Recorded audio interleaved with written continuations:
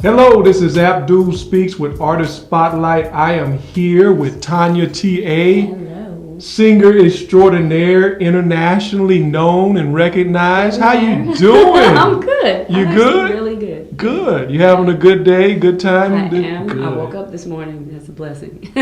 That's always the Real good good. start. That's Yeah. always the good start that you were able to wake up. There it Yes. is. There it Yes. is. There it is.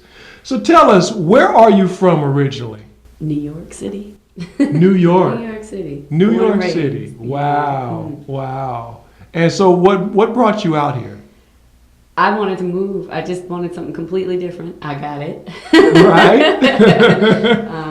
And just to kind of rediscover myself, or just really discover myself, and dig further into how I wanted music to be and everything. So I came out to the desert. Yes.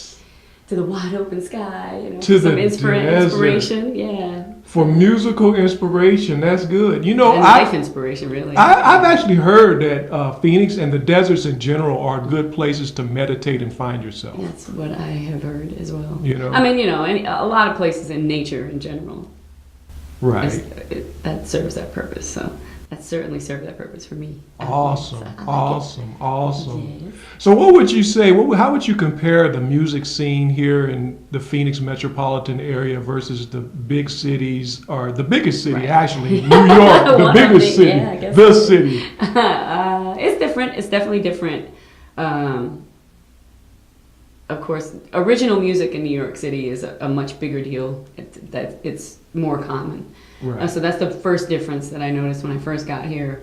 The scene here tends to lean a little more towards cover songs and stuff, especially because of the casinos and things like that.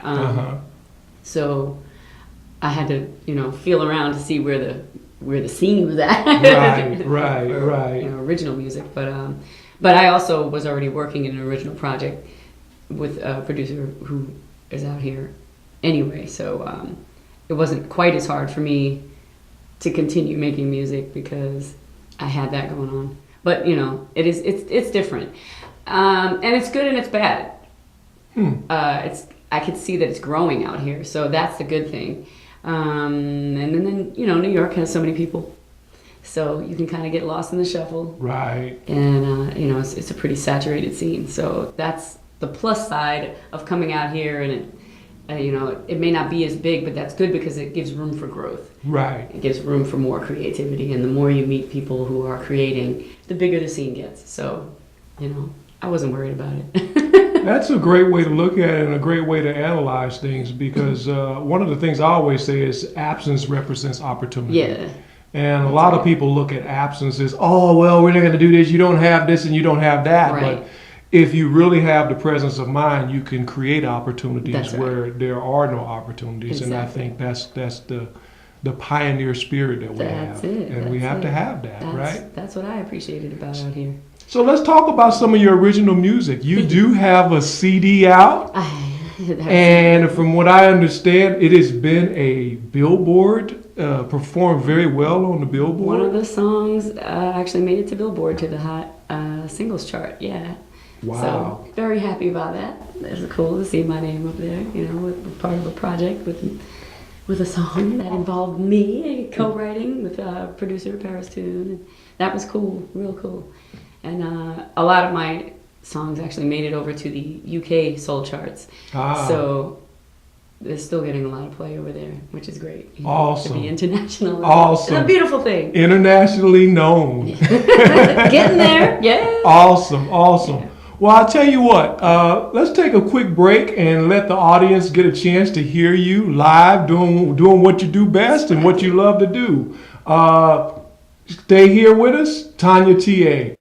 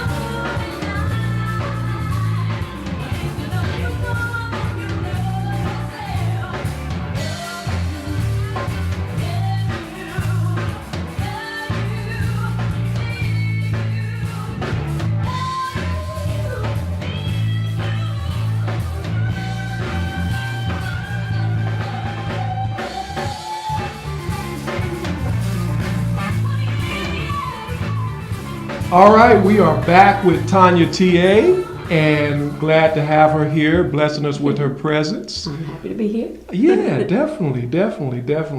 One of the things about you, whenever I go to see your performances, I recognize pretty quickly, is that you're able to transfer your energy into the crowd, and it becomes like infectious. And I've seen a lot of great performers, I've seen a lot of great vocalists, but to have that ability, tell me a little bit about how do you feel when that moment is happening and you're just really into what you're doing. What is That's actually just one of my favorite things to experience in life, not just in this business, but there's something really special about connecting with people in general, but particularly when you're in the throes of the pleasure of music. So in the midst of a performance, you can tell when people are just kind of, they're feeling it.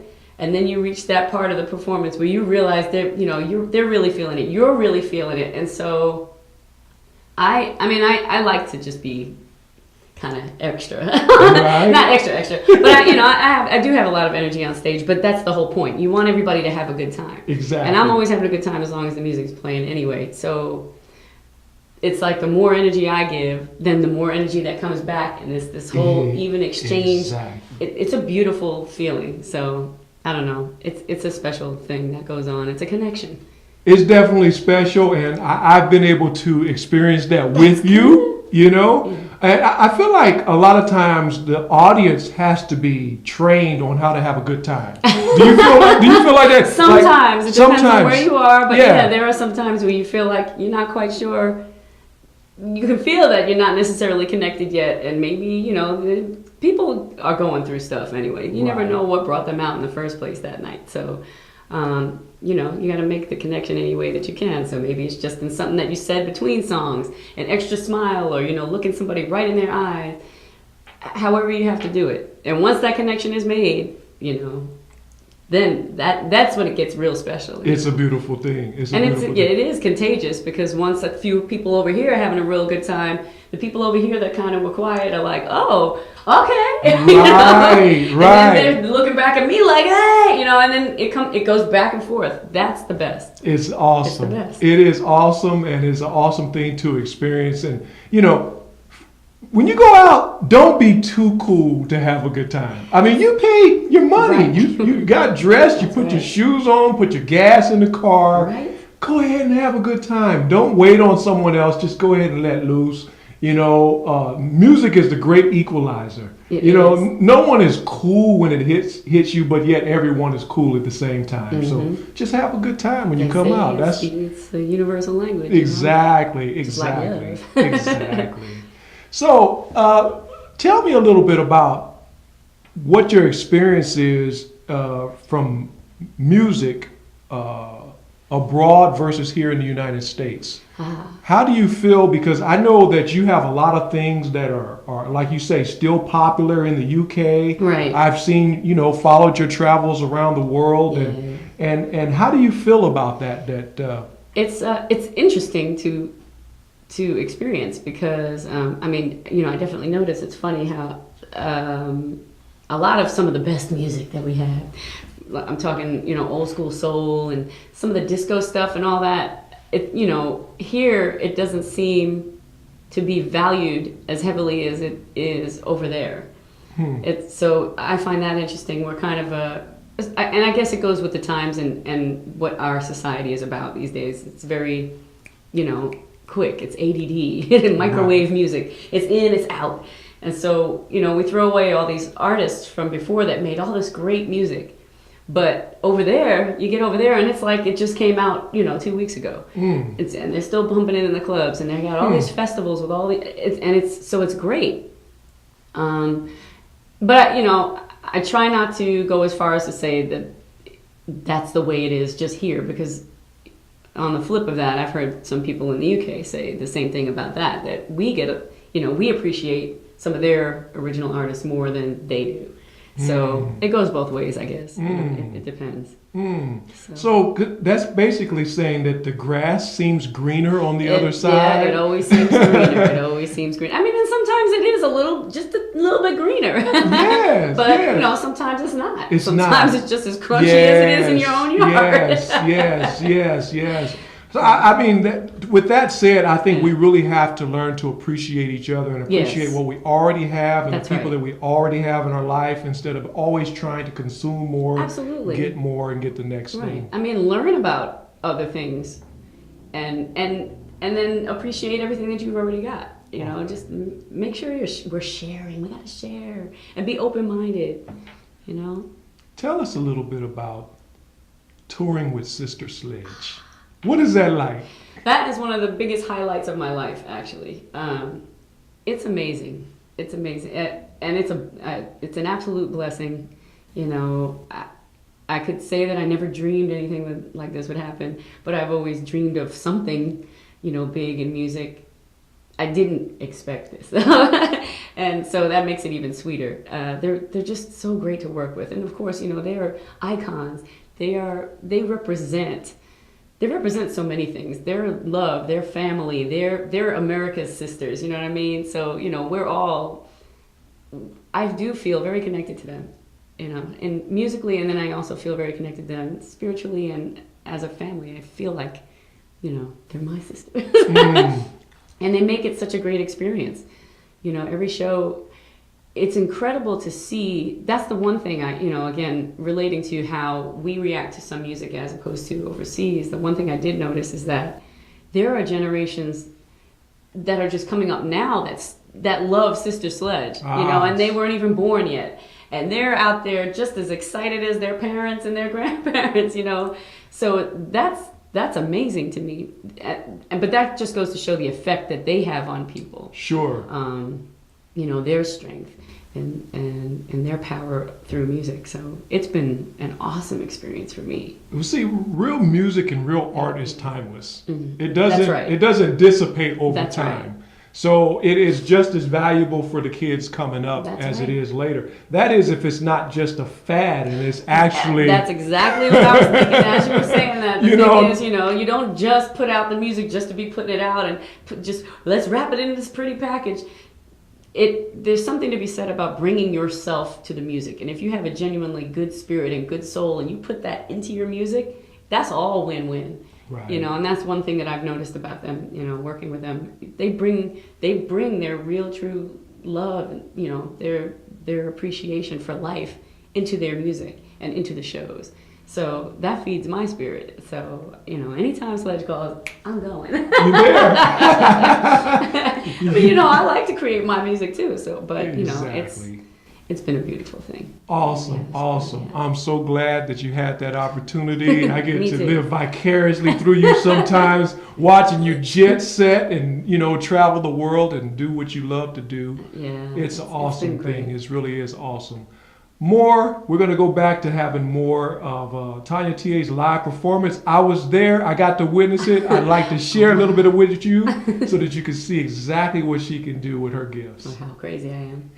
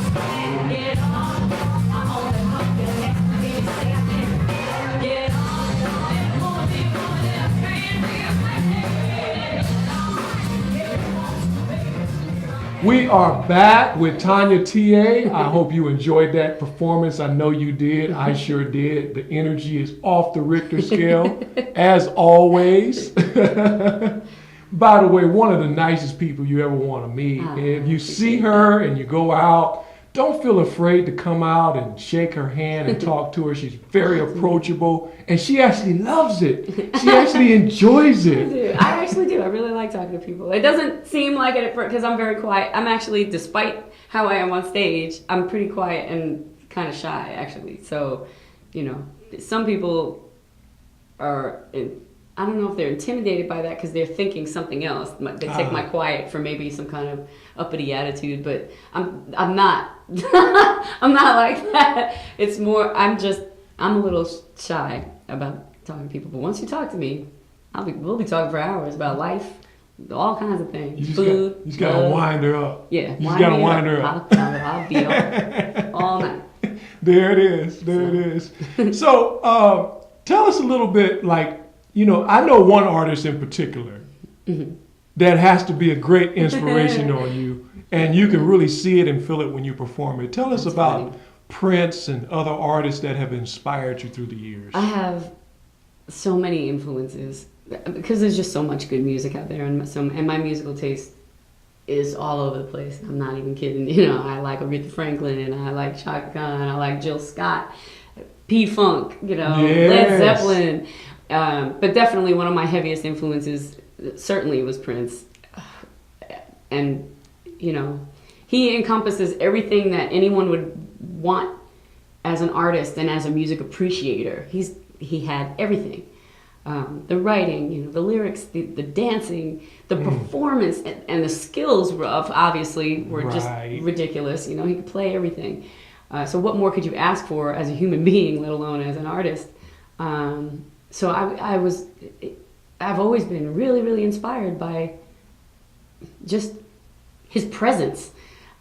He was electric on stage, as well as just, if you're just listening to his music, you don't even have, because his songs told stories and you could visualize things. They painted pictures, his words painted pictures. So that's what I always loved about Prince, and still love about Prince. I've got pretty much every album. You know, I've got little knockoff singles, you know, that underground stuff. But yeah, I might have to love Prince. I might have to catch up with you about the underground singles. So I have an experience. I didn't know I was a Prince fan. Oh, wow. My brother is a Prince fan, and we went to a Prince concert together. I always liked Prince. He did a concert. He stayed, I don't know how many songs he played, but I could sing along with every last one of them. You never and know I thought there know. were 2 or 3 hits of Prince that I may have known, but all night he would not let me off the hook, and I knew every song. That's and then I realized I am a Prince fan. That's right. That's right. That is right. Well, people don't understand how many songs that they know of his, also because he wrote for other people. So there's songs, you know, that other people performed that no one knows was written by Prince, you know. Exactly. So that's always a nice surprise too. Exactly. So. Well, Tanya, you have some original music out there. How can the people out there get a hold of you, and tell us a little bit about the CDs, where they can find some of that original music? Well, I just have a few of the CDs left, and you can only get those if you come to a live performance.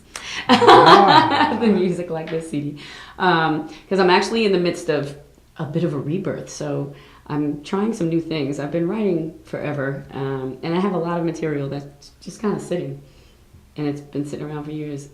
And you know, it's a more naked version of me lyrically and, you know, idea-wise, because it's experimenting with a few different styles. So I'm in the midst of getting some of that together, and as soon as I'm done with some of that, I will be releasing some new music, and I will be informing everybody about it.